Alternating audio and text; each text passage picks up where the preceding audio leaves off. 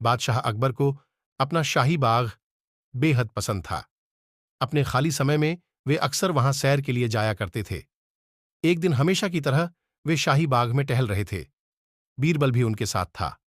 टहलते टहलते वे विभिन्न मुद्दों पर चर्चा कर रहे थे। चर्चा का मुख्य मुद्दा अकबर की हाल ही में पड़ोसी राज्यों और क्षेत्रों पर हुई जीत थी।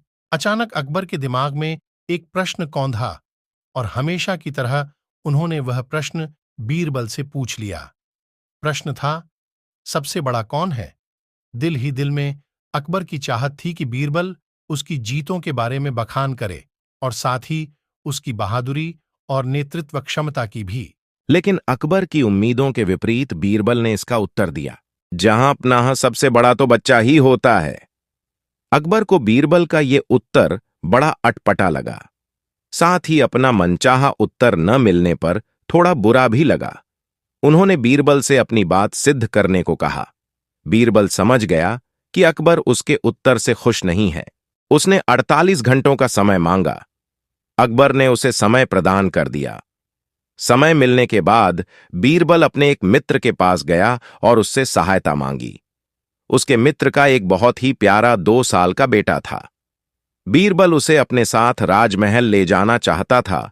मित्र ने उसे अनुमति दे दी और बीरबल बच्चे को लेकर अकबर के दरबार में चला आया। बीरबल के साथ एक प्यारे से बच्चे को देखकर अकबर बहुत खुश हुआ और बीरबल से उसे अपने पास लाने को कहा। जब बीरबल बच्चे को अकबर के पास ले गया तो उन्होंने उसे अपनी गोद पर बिठा लिया। बच्चा अकबर की गोद में बैठकर मजे से खेलने लगा। अकबर उसकी बाल क्रीड़ा देखकर हंसने लगे। कुछ पलों के लिए वे राजपाट की सारी चिंता भूल गए और उस बच्चे के साथ का आनंद लेने लगे।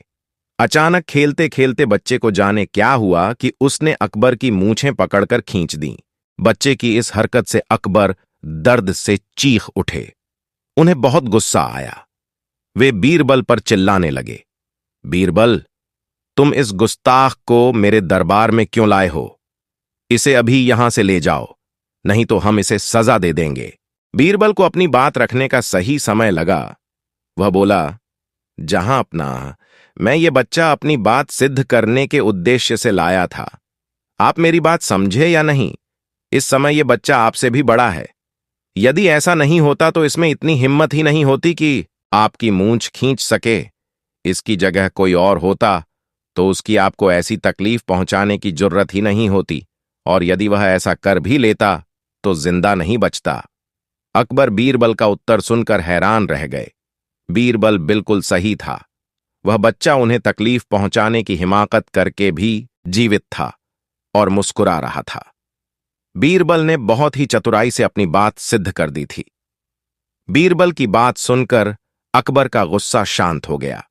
उन्होंने बच्चे को गले से लगा लिया और बीरबल की बहुत प्रशंसा की।